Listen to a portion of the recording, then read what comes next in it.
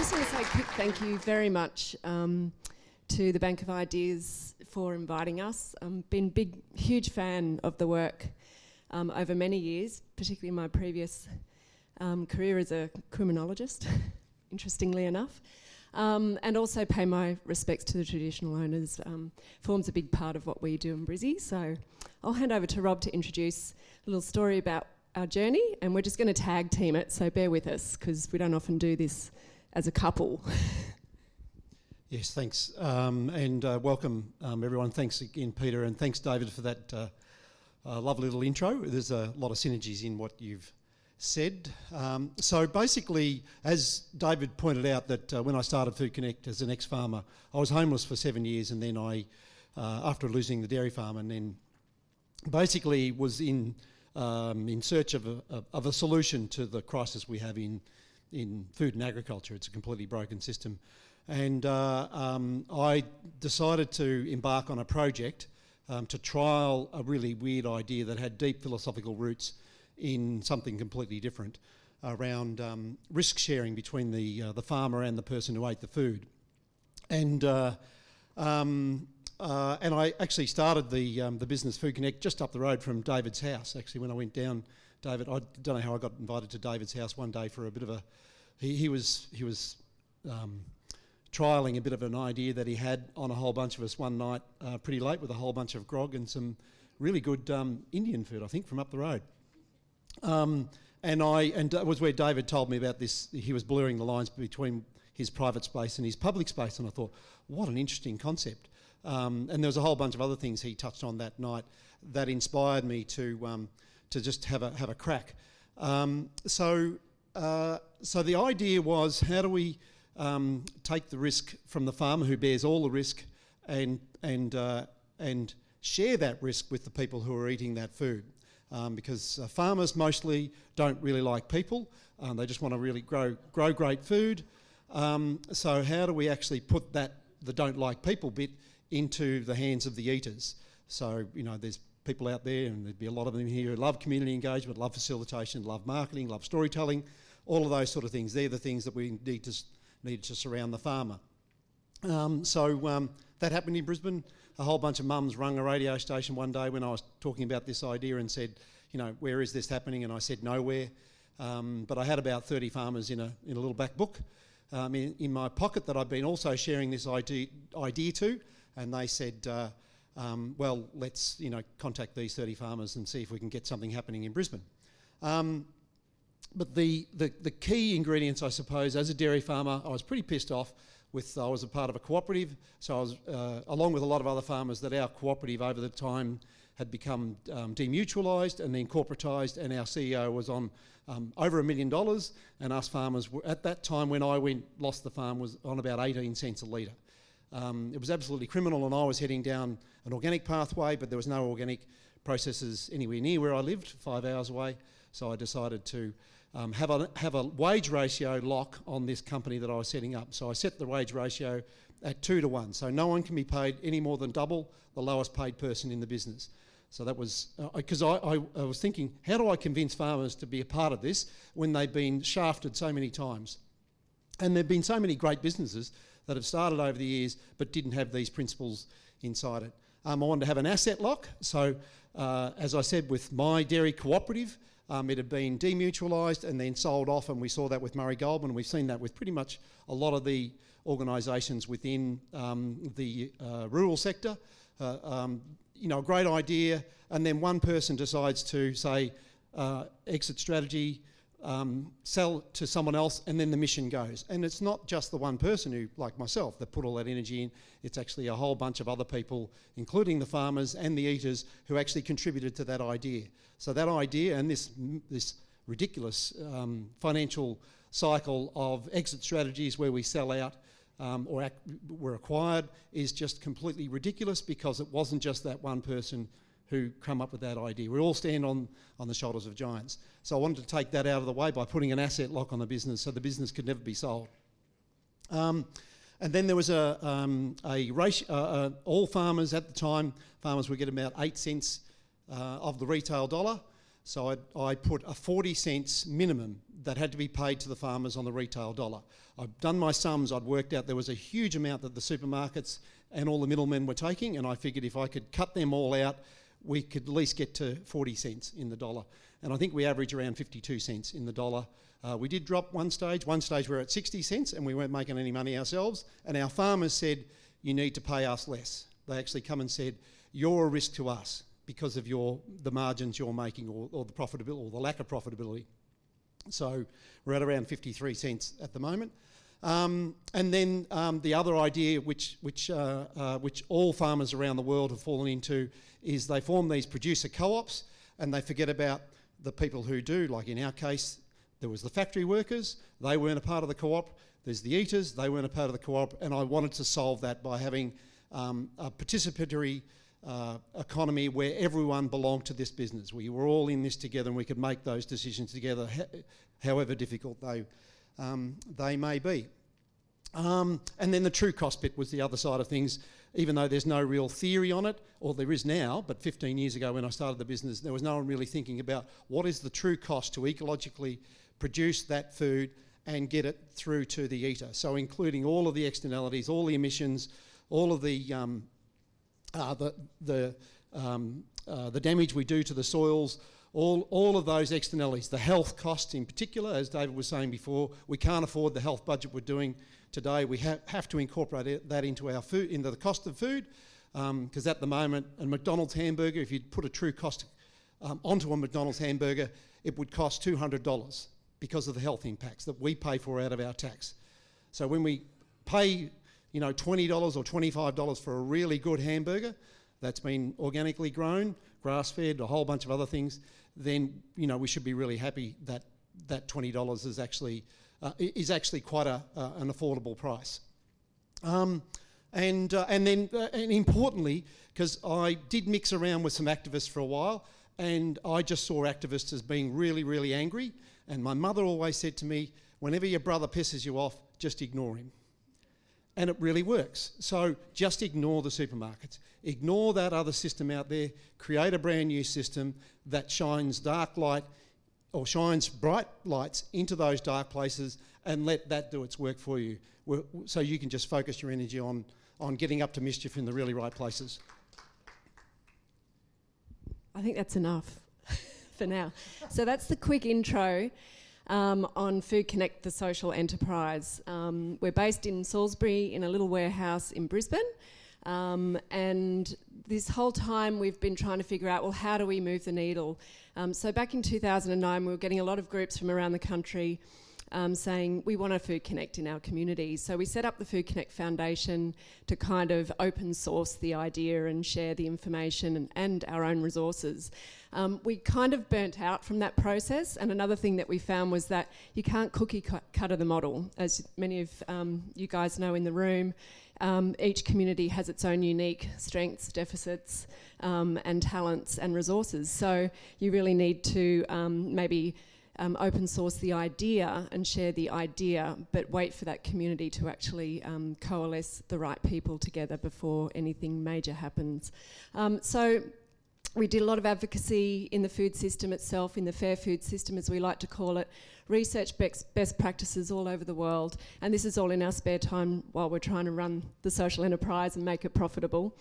We also were really interested in the impact investment scene, so a lot of philanthropists and traditional investors were starting to look at how they could invest their money more ethically. And one of the big things that we're seeing at the moment is a lot of people are getting out of bad stuff. So we're getting out of the big four banks and we're going to more ethical banks and credit unions. We're getting out, taking our super out of fossil fuels. Well, I hope you all are. But where do you put all that stuff? Like, where do you put that money? Where are the good things that you can actually direct those resources into creating positive impact? So we're looking and talking to impact investors. Still very early days. We're just starting to see a bit of a maturation in the scene there, which is really positive. And we're also looking, particularly in the US, there are a lot of federally funded seed capital for rural and regional areas to start what they call local food hubs, where basically they're either farmer run or farmer owned, alongside, say, an institutional organisation like a hospital or a university or a school or a prison, where they commit to a big contract with a bunch of local farmers so that they can have secure contracts going into the future and create local jobs. So we've been keeping our eye on how we can sort of, develop the idea of a fair food system on the ground. And one of the things that we realised pretty early on, particularly out of this research, was that, we're a social enterprise, our profit margins are very low. We'd pretty much paid market rate rent for the 12 years that we were renting this warehouse. So, $1.5 million went to this one owner over that time, and good on him. He made a great investment. And we had a really good relationship with Wayne, but over the years we were badgering him. When can we buy the shed? When can we buy? When are you going to retire? When do you want to sell? Eventually he relented, and in 2017 he said, "Righto, I'll sell it to you.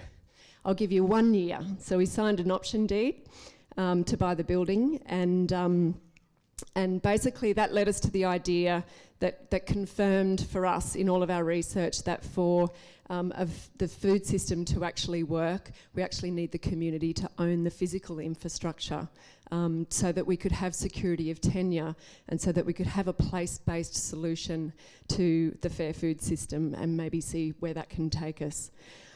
And this is the current shed in Salisbury on the south side of Brisbane. You can probably see the hoon marks actually just in the bottom layer. So it's an industrial area in Brisbane, and Robert and I, we trialled living, the dream of living in the warehouse. Everyone has that dream, I'd love to live in a warehouse.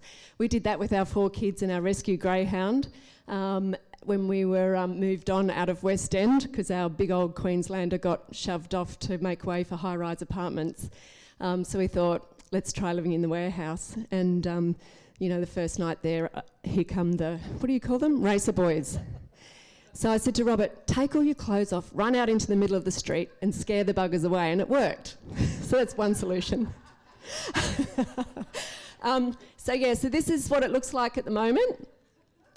So we needed to come up, we had a year to find someone who would buy the building for us. And Wayne, our landlord, said, I'll sell it to you for the current market rate, even though it could go up in the next 12 months. It's 1.8 million that you need to find to buy this building. And we'd only been renting a third of it. So that meant actually another 2/3 we had to, plan what we were going to do with that.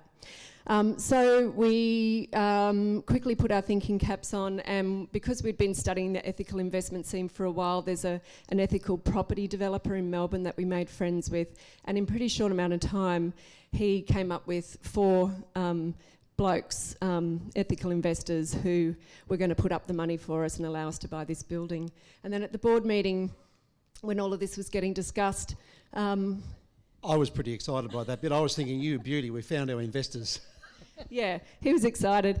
And I looked at it and I went, okay, so we're going from one white, middle-aged man owning the building to 4 white, middle-aged men who are going to be our bosses. And so how are we moving the needle on that? Is that going to make it any different for us? Sure, we've got a building that may have more aligned owners who really believe in what we do, but is it really changing things? So I'll hand over to Rob to finish the rest of that story. Yeah, so Emma challenged the board with the idea that these 4 investors could come up because they wanted to put a bit more money in and do the things that we wanted to do. But they were in Melbourne too, whereas our one white landlord was actually just lived down the road. So then we started to explore, and by the way, as David was saying, challenge yourself all the time. I've been heavily inspired by the Indigenous, a lot of the sort of.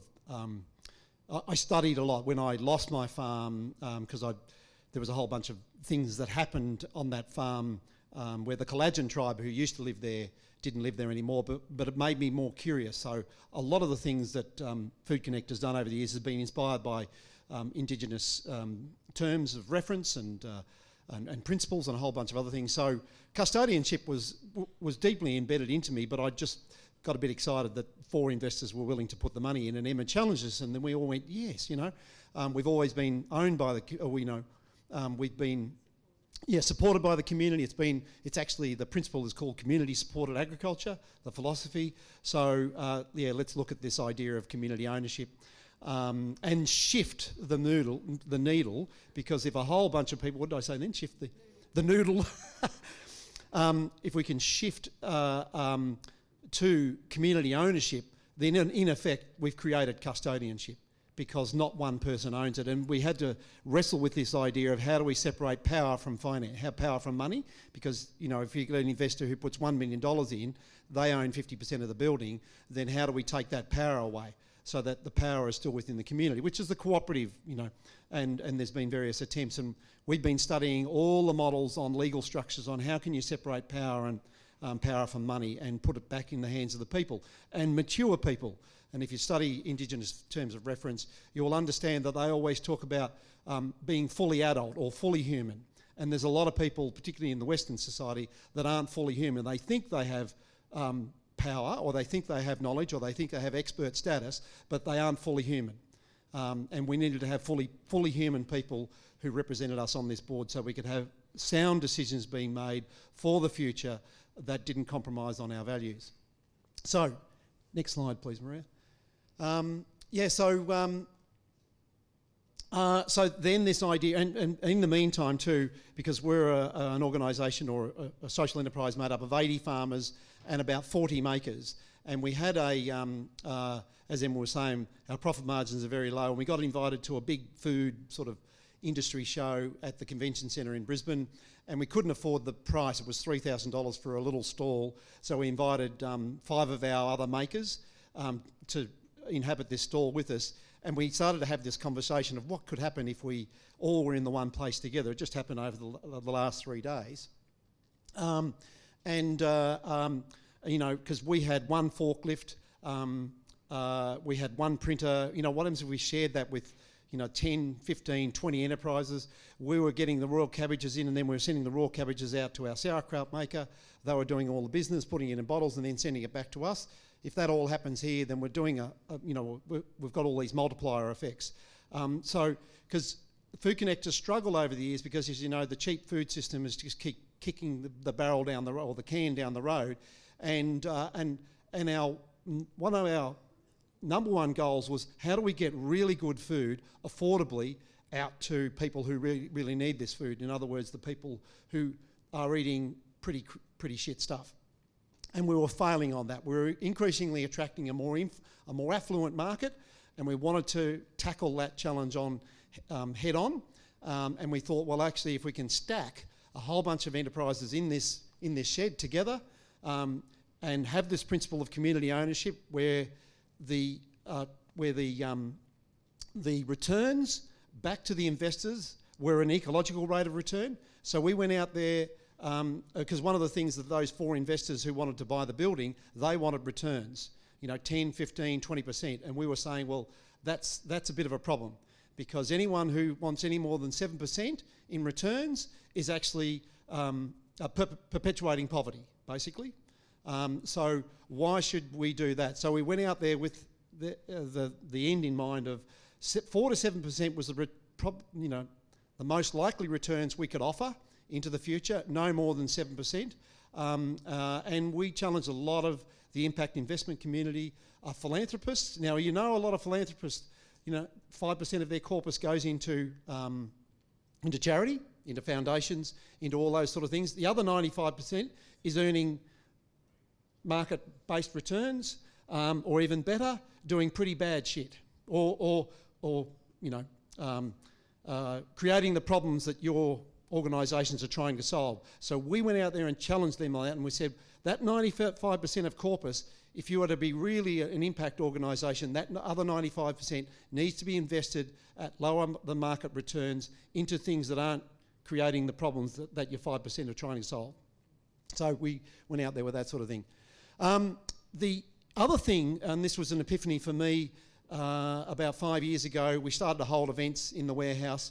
and we were increasingly being, I suppose, held up as a bit of a cult.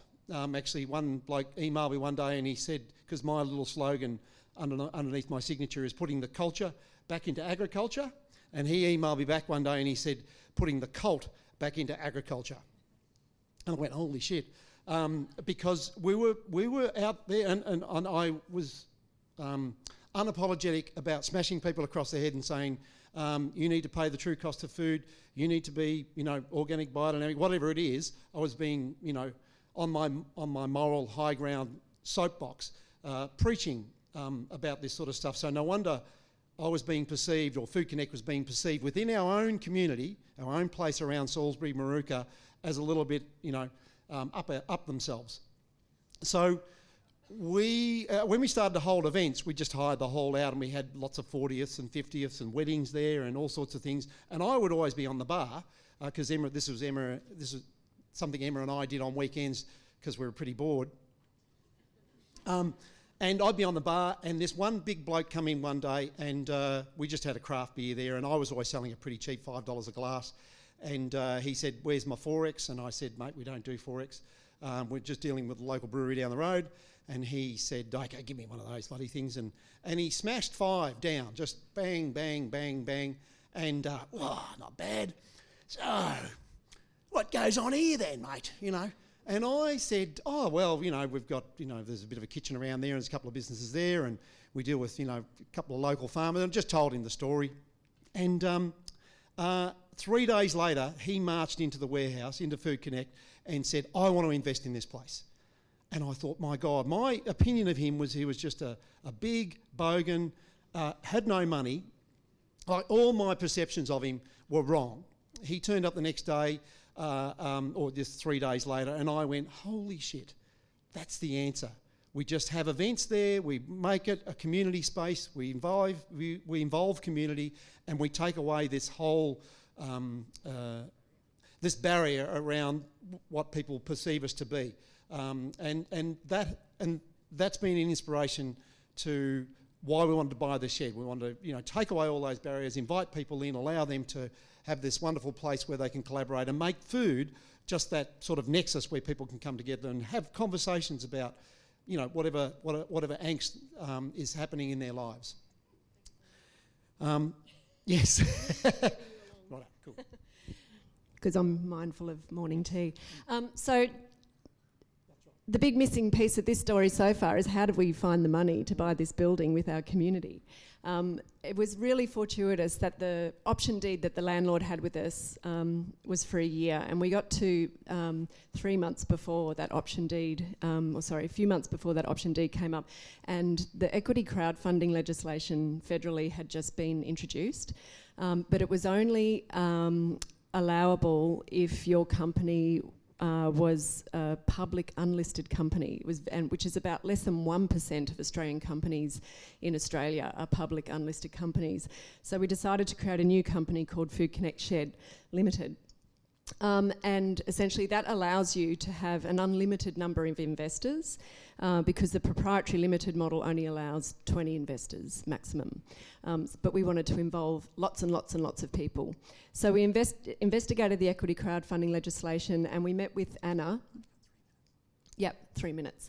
Anna from Pledge Me, who actually originated from Brisbane. She won a hot desk contract with the Queensland government to set up her business in Brisbane and transport the equity crowdfunding model over to here. She'd been doing it for the previous 6 years in New Zealand to great success, so we engaged her. She took me through the crowdfunding university process in July, and we started to write up the offer document. We were really struggling to find how we were going to pay for this campaign. We had absolutely no money and we knew that it was going to cost, not just in legal fees to prepare the offer document, but to get the right advice, to set the company up, to make sure that we were ticking all the right boxes and get that level of expertise in.